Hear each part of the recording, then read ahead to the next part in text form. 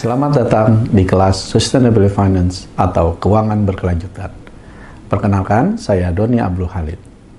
Kelas ini merupakan kelas pengantar bagi pihak yang ingin mengetahui lingkup secara umum dari salah satu topik yang banyak diperbincangkan, yaitu keuangan berkelanjutan. Terdapat 4 sesi dalam kelas ini. Setelah mengikuti kelas ini, diharapkan peserta dapat mengetahui kaitan keuangan berkelanjutan dengan pembangunan berkelanjutan, memahami konsep dasar keuangan berkelanjutan, dan mengetahui perkembangan keuangan berkelanjutan sejauh ini, termasuk produk-produk keuangan yang terkait.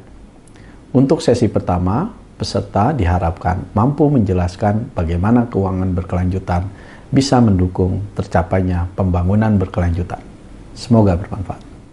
Salah satu kritik terhadap model pembangunan ekonomi yang ada adalah cenderung mengabaikan potensi penurunan kemampuan daya dukung atau carrying capacity dari lingkungan untuk mendukung pertumbuhan ekonomi. Proses pembangunan menjadi berorientasi pertumbuhan yang mengabaikan dampak jangka panjang dan indikator lain selain indikator ekonomi. Saat ini kita merasakan sendiri penurunan kemampuan daya dukung lingkungan, antara lain penurunan kualitas tanah, air, dan udara, serta berkurangnya sumber daya yang bisa dimanfaatkan, juga ruang yang semakin terbatas. Selain itu, berbagai masalah ekonomi masih saja bisa ditemukan, mulai dari kemiskinan, kekurangan gizi, bahkan kelaparan. Selain itu, ekses kegiatan ekonomi juga menciptakan tumpukan sampah dan polusi. Hal ini tidak lepas dari berbagai asumsi yang digunakan dalam model pembangunan tersebut, antara lain pertumbuhan sesuatu yang baik, faktor-faktor produksi yang ada bisa saling menggantikan, kecenderungan mengecilkan efek jangka panjang, dan juga ada mekanisme pasar yang akan membawa keseimbangan. Selama ini, model-model ekonomi belum bisa memasukkan bahan atau jasa yang diperoleh dari alam atau ekosistem dan lingkungan. Misalnya, metode model produksi Cobb-Douglas yang diperkenalkan di tahun 1928 yang masih menjadi materi wajib bagi mahasiswa ekonomi dan bisnis di tingkat awal hanya mempertimbangkan input tenaga kerja berupa total jumlah jam kerja dalam setahun dan juga input modal, nilai mesin, peralatan, dan bangunan untuk proses produksi sebuah barang dan jasa.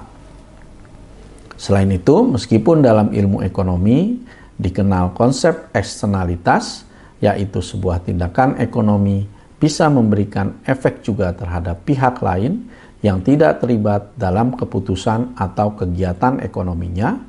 Namun, masalah sosial dan lingkungan yang merupakan eksternalitas pertumbuhan ekonomi belum juga dimasukkan sebagai bagian dalam penentuan harga sebuah barang atau jasa. Padahal harga pasar digunakan sebagai sinyal yang paling relevan untuk pengambilan keputusan, baik keputusan produksi, konsumsi, maupun investasi. Tahun 1960-an, konsep pembangunan atau teori ekonomi yang lebih memperhatikan aspek lingkungan mulai banyak dikembangkan. Kemudian di tahun 1970-an mulai diperkenalkan konsep formal mengenai pembangunan berkelanjutan. Salah satu konsep pembangunan berkelanjutan yang banyak dirujuk adalah yang disampaikan oleh Meadows et al. Tahun 1972. Kemudian konsep pembangunan berkelanjutan coba diinternalisasi dalam kebijakan pembangunan di setiap negara. Dimulai dengan memasukkan risiko perubahan cuaca sebagai salah satu hal yang perlu diperhatikan dalam pembangunan, seperti pada Earth Summit di Rio de Janeiro tahun 1992. Dengan disusunnya The United Nations Framework Convention on Climate Change. Kemudian di tahun 2015 ada kesepakatan yang dikenal dengan Paris Agreement on Climate Change, di mana negara-negara yang ikut berkomitmen untuk membatasi naiknya suhu global tidak lebih dari 2 derajat Celcius jika dibandingkan suhu pada saat sebelum masa industrialisasi. Peningkatan komitmen dari seluruh negara di dunia terhadap perlunya memperhatikan aspek lingkungan dan sosial mendorong berkembangnya konsep pembangunan berkelanjutan lebih jauh lagi, sekaligus menciptakan dorongan bagi pelaku ekonomi untuk lebih memperhatikan dampak lingkungan dan sosial dalam pengambilan keputusan ekonomi. Pembangunan berkelanjutan adalah pembangunan yang memperhatikan daya dukung lingkungan di masa mendatang, sehingga pemenuhan kebutuhan saat ini tidak mengorbankan kemampuan generasi selanjutnya untuk memenuhi kebutuhannya. Pembangunan berkelanjutan tidak hanya menghitung dampak ekonomi, tetapi juga dampak sosial dan lingkungan, sehingga sering disebut dengan pembangunan yang memperhatikan aspek ekonomi, sosial, dan lingkungan.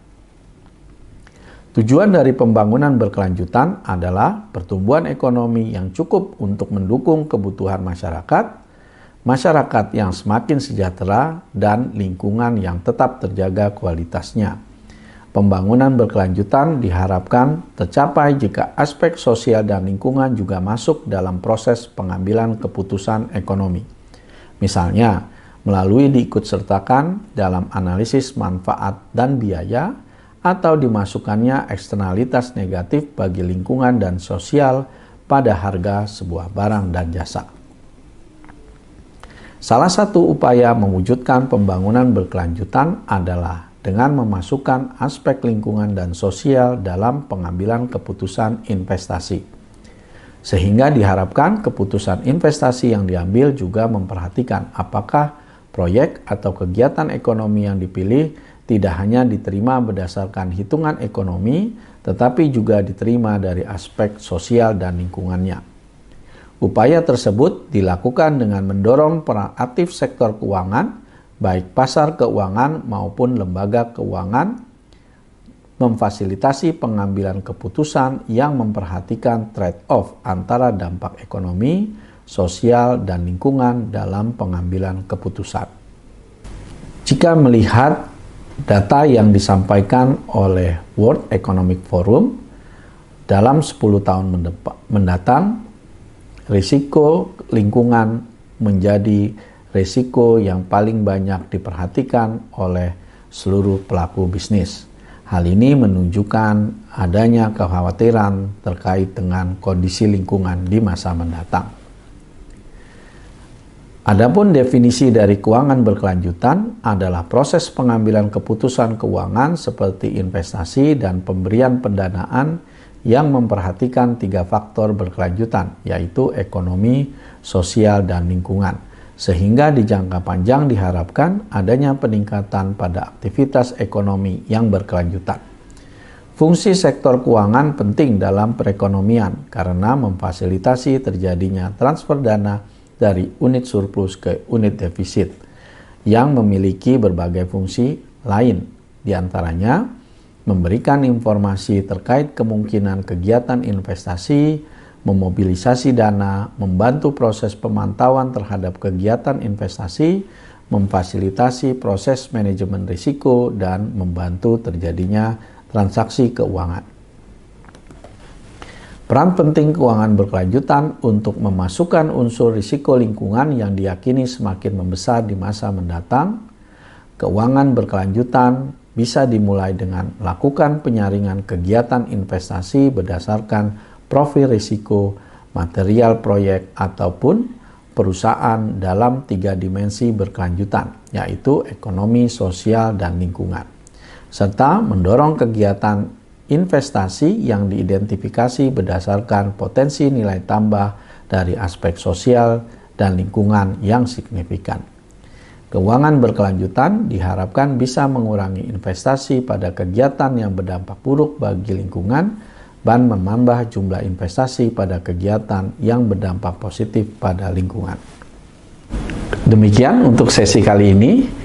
Sampai jumpa di sesi berikutnya.